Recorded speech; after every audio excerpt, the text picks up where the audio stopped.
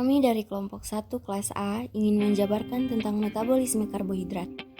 Metabolisme karbohidrat terdiri dari 3 jalur, yaitu glikolisis, siklus Krebs, dan transport elektron.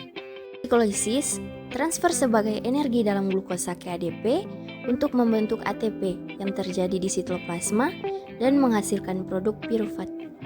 Proses glikolisis.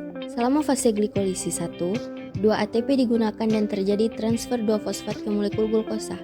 Molekul glukosa kemudian terpecah menjadi 2 senyawa 3 karbon yang mengandung fosfat. Selama fase glikolisis 2, fosfat ditambahkan ke masing-masing senyawa 3 karbon. Energi untuk reaksi edergonik disediakan oleh oksidasi 2 elektron dan masing-masing senyawa 3 karbon. Selama pelepasan energi, fosfat dikeluarkan dari kedua senyawa 3 karbon dan digunakan untuk menghasilkan 4 molekul ATP. Hasil glikolisis. Yang pertama, glikolisis menghasilkan energi untuk sel. Yang kedua, glikolisis menciptakan molekul pirufat yang terdiri dari siklus Krebs aerobik, asam laktat, dan sintetis glukosa. Respirasi glikolisis terbagi menjadi 2, yaitu respirasi aerobik dan respirasi anaerobik.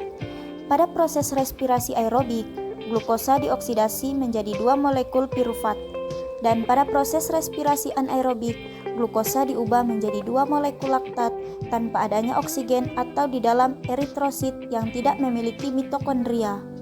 Siklus Krebs.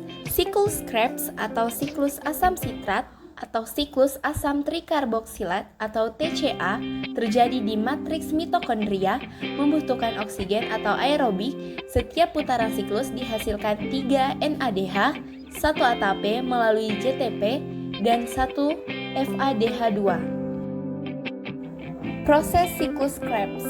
Molekul pirufat 3 karbon dari proses glikolisis bergerak dari sitoplasma menuju matriks mitokondria untuk diubah oleh enzim pirufat dehidrogenase menjadi molekul asetil CoA 2 karbon atau dekarboksilasi oksidatif. Proses siklus Krebs.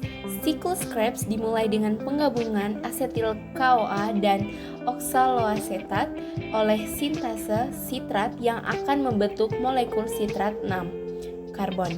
Asetil CoA kemudian dilepaskan sehingga dapat bergabung dengan molekul pirufat lain untuk memulai siklus lagi. Transport elektron. Proses perpindahan elektron untuk menghasilkan ATP terjadi di matriks mitokondria bagian dalam. Proses transport elektron.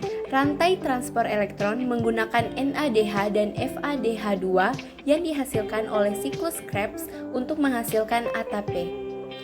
Elektron dari NADH dan FADH2 ditransfer melalui kompleks protein yang tertanam di membran mitokondria bagian dalam. Rantai transport elektron terdiri dari rangkaian 4 kompleks enzim, yaitu kompleks 1-4, dan 2 koenzim, yaitu ubiquinon dan sitokrom C, yang berperan sebagai pembawa elektron dan pompa proton untuk mentransfer ion H+ ke ruang antara mitokondria dalam dan luar. Glikolisis. Transfer sebagian energi dalam glukosa ke ADP untuk membentuk ATP yang menghasilkan produk pirufat yang terjadi di sitoplasma. Siklus Krebs.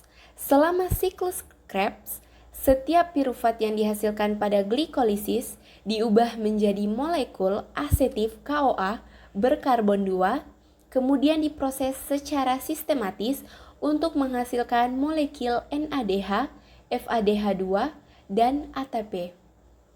Transport elektron. Rantai transport elektron merupakan rangkaian pembawa elektron dan pompa ion yang digunakan untuk memompa ion H+ keluar dari matriks mitokondria bagian dalam.